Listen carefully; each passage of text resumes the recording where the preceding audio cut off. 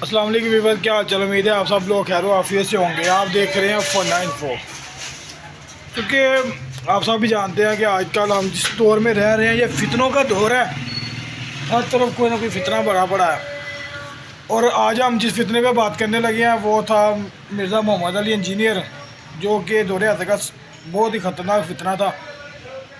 अरसा दराज से पहले ही मतलब कि कुछ उलमा कराम ने उसे हज़रत सल्लल्लाहु अलैहि वसल्लम की मतलब कुछ उसने इस तरह के अल्फाज़ात कहे थे जो कि आप सरकार की जो मतलब इज़्ज़त माब को सूट नहीं करते थे, या यूँ सब कह लें कि आपकी जो इज़्ज़त माब थी, जो हज़ूर अक़दस की जो हुर्मत थी, उसको उनके मतलब कि उनके लेवल पे मतलब कि जो बातें होनी उनके मतलब स्टेटस के हिसाब से जो अल्फाज इस्तेमाल करने चाहिए ना, उससे बड़े लो किस्म के और बड़े गलत किस्म के उसने अल्फाज इस्तेमाल किए थे, जो कि पहले भी उस पर काफ़ी सारे इतराज़ात लग चुके थे। लेकिन वो फिर इतना किसी अवाला किस्म औरत का बच्चा था कि वो फिर भी ना भाग नहीं आया।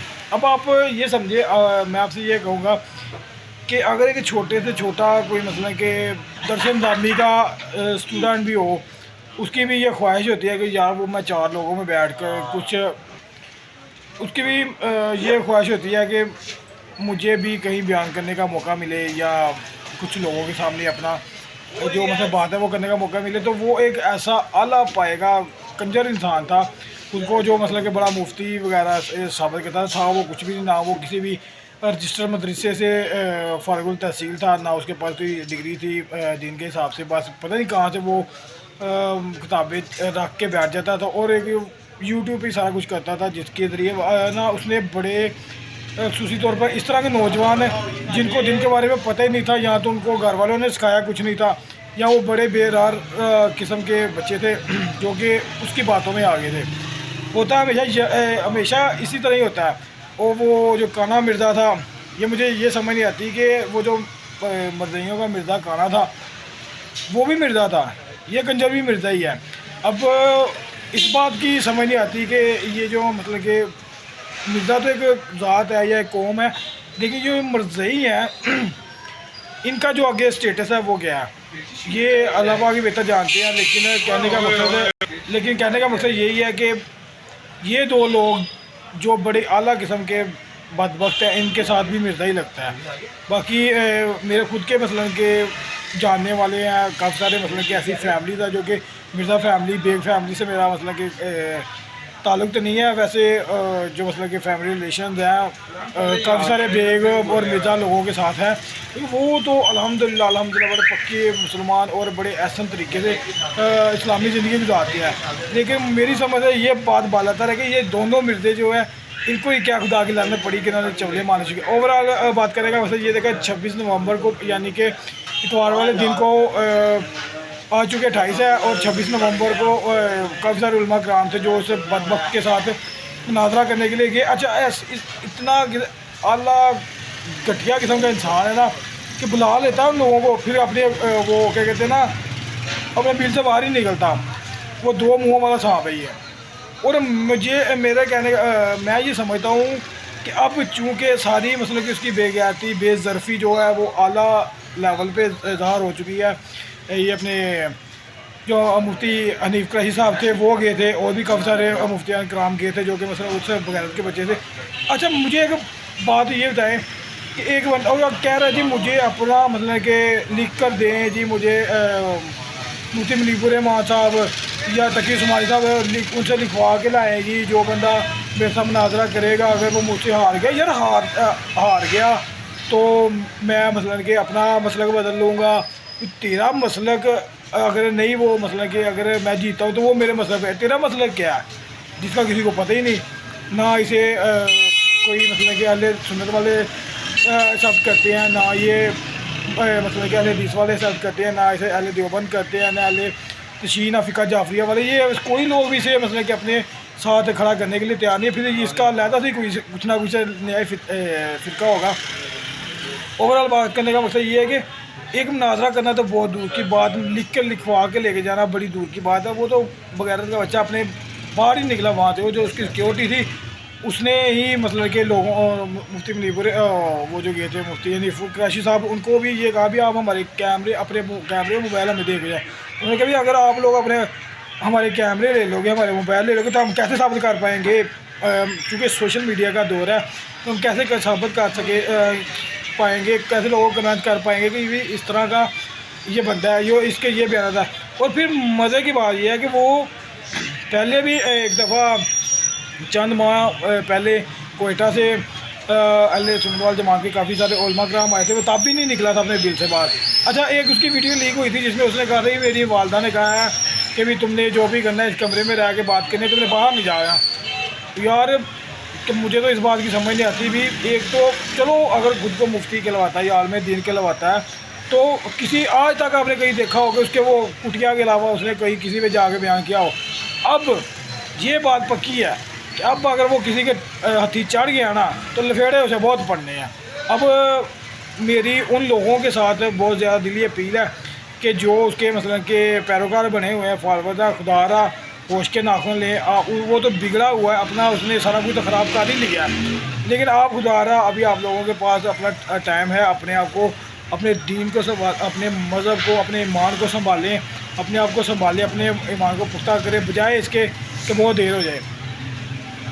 इस तरह के फितनात जो कि काफ़ी सारे हैं हमारे इस दुनिया में, जो कि मतलब कि लोगों को गुमराह करते हैं। और मुझे हार्डली रिक्वेस्ट है उन लोगों के साथ कि अपने खुदारा अपने जो मतलब के बच्चे, आप इसमें देखेंगे मोस्टली इसमें जो अक्सरियत है वो सिर्फ यंगस्टर्स की है, यूथ की है। अब यूथ भी ये लगा रहे, मैं खुद भी बाबा तो नहीं हूँ, 29 ईयर्स मेरी एज है। अल्हम्दुलिल्लाह बात ये है कि दाढ़ी बड़ी हुई, दाढ़ी है मेरी। लोग इन बालों की वजह से रसूल पाक सल्लल्लाहु अलैहि वसल्लम की सुन्नत को अपनाने की वजह से इज़्ज़त भी अल्हम्दुलिल्लाह बहुत सारे करते हैं लोग। हाफत के लक़ब से पुकारते हैं, हाजी के लफ़ज़ से, सूफ़ी के लक़ब से पुकारते हैं अल्हम्दुलिल्लाह, जो कि मेरे लिए बात से इज़्ज़त है।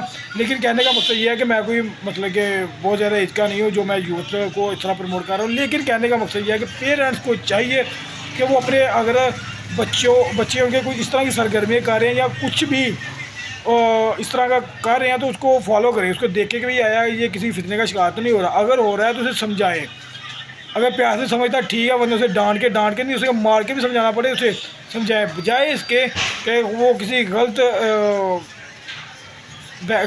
गलत बैठक का शिकार हो जाए या बेरारवी का शिकार हो जाए और आप लोग रोज़े मैशर इस चीज़ के जवाब दें हो। तो खुदारा मेरी तमाम वालिदैन से भी अपील है कि अपने मतलब के बच्चों पे नज़र रखें, और अगर कोई इसकी तरफ माइल हो भी रहा है तो उसे अपने मतलब कि उसको इस बेरार रवि से, इस गंदगी से बचाएं। क्योंकि जो मतलब कि गंदी नाली के कीड़े होते हैं वो गंदी फैलाते हैं, उनसे आप किसी अच्छे की जो वो कहते हैं उम्मीद वो तो नहीं रख सकते। बाकी अल्हम्दुलिल्लाह सुम्मा अल्हम्दुलिल्लाह अहले सुन्नत वल जमात के बहुत सारे उलमा कराम हैं जो कि अल्हम्दुलिल्लाह दीन को बड़े अच्छे ऐसे तरीके से लेके आगे आ रहे हैं। बस कुछ चीज़ें हैं ऐसी जो कि मसलन कि अहले सुन्नत वल जमात की जो जाहल लोग हैं उन्होंने किया हुआ है, जिनको बेचारों को नहीं दीन की समझ। मुझे, हमें, आपको, हर किसी को अपनी जिम्मेदारी निभानी है कि अपने इर्द गिर्द अगर कुछ गलत हो रहा है जो कि गैर शरई है, उसको ऐसे तरीके से बजाय इसलिए कि किसी पे तनकीद करें, उसको एक ऐसे तरीके से समझाएं किसी को कि वो वाकई सोचने में मजबूर हो कि यार हो सकता है मुझसे ये गलती हो जाए, ये बंदा मुझे समझा रहा है। आज फिर ये भी बड़ा टाइम है कि कोई गलत कर रहा होगा ना, आप उसे कहेंगे ना कि भाई आप गलत कर रहे हो, तो लिहाजा इस तरीके से अच्छा है ये इस तरीके से सही है, आप इस तरीके से करो, वो उल्टा ही जवाब देंगे। अब मैं आपको इसकी एक बड़ी ज़िंदा मिसाल देता हूँ। पेज में रज़ा काज़मी साहब हैं अल्हम्दुलिल्लाह, शेख हैं हमारे। उन्होंने कहा कि जी मैं एक जगह पे ना बयान से वापस आया था, तो एक मस्जिद में मैं चूँकि नमाज की इरादे से गया तो वज़ू कर रहा था मैं, तो कहते मेरे साथ एक आदमी था, वो जब वज़ू आके निकला तो उसके जो टखने थे ना वो खुश्क रह गए। तो मैंने उनसे कहा हज़रत आपके जो टखने हैं ना वो खुश्क रह गए हैं, तो लादे से अच्छे तरीके से आप दो। उन्होंने कहा लो जी, जिसके लिए नमाज़ पढ़ने के लिए आ रहे हैं वो कबूल करे, आपको क्या मसला। उन्होंने कहा जी अब यहाँ पे वो भी ये भी कह देते भाई तुम जानते नहीं हो मैं बड़ा स्कॉलर हूँ या मैं एक बड़ा दीन का मतलब कि अलमबरदार हूँ, तो मेरी बात की मान। लेकिन उन्होंने बड़े ऐसे तरीके से समझाया कि देखिए सर, ये जो आप टखने खुश्क लेके जा रहे हैं, ये मैं अपने पास से नहीं कह रहा, जिसकी आप नमाज़ पढ़ने के लिए जा रहे हैं उसी ने ही ये शर्त रखी है कि आप जब पाँव धोएं, पाँव धोना भी वज़ू का हिस्सा है, आप जब पाँव धोएं तो आपके यहाँ तक पाँव गीले होने चाहिए, यहाँ तक धुले होने चाहिए। लिहाजा आप ये धोएंगे फिर आपका वज़ू मुकम्मल होगा। जब आपका वज़ू ही नहीं मुकम्मल होगा फिर आप नमाज कैसे पढ़ेंगे? जाहिर सी बात है, पहली तो शर्त ही ये है कि आपका वज़ू मुकम्मल हो। और वज़ू जब आपके टखने सही तरीके से गीले ही नहीं हुए, आपने तारी नहीं किया, मतलब उनको धोया ही नहीं है, तो फिर जाहिर सी बात है आपकी तो पहली जो शर्त थी वज़ू होने की वो तो कम्प्लीट ही नहीं, मरपना बाद की बात है।